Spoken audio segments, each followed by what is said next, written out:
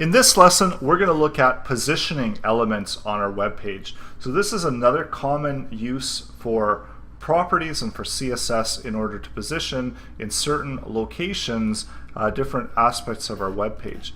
So here I've got my, and I'm going to set overflow to scroll. So what I want to do is I actually want to position the temp element, and I'm going to just add in position here. And we can see we've got a number of options here. So we've got absolute, we've got fixed, inherit, relative, static, and sticky. So let's try absolute. And what absolute does is it allows us to actually float over that content that's underneath it. And now I can actually specify where I want to position this particular element.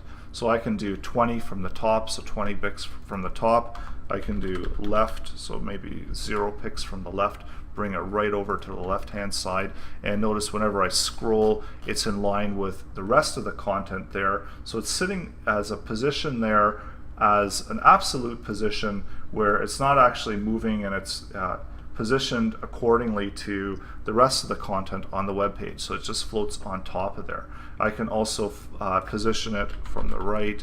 I can position it from the bottom. So a number of different options here. And notice that the same thing happens, that it positions itself from the bottom of the screen, so 20 pixels from the bottom of the screen. So it's positioned to the nearest ancestor. So if you position it this way, then it's sitting to the rest of the content there, and it's positioning itself in that type of a fashion. Now if I change this to a fixed position, I'll show you what happens with fixed. So maybe I'm going to do top as well. And this is useful if you want floating menus. And you see now, whenever I'm fixed, it's staying in line with the screen. So the viewing area of the user, and this is what's different than absolute, because initially it's going to look the same way until you try to scroll and you see that it stays fixed on top of the content there, and it just floats there in a fixed position. So it doesn't matter if the user is scrolling, they're going to fixed position it. So relative, there's another option here which is relative, and this is just the normal position.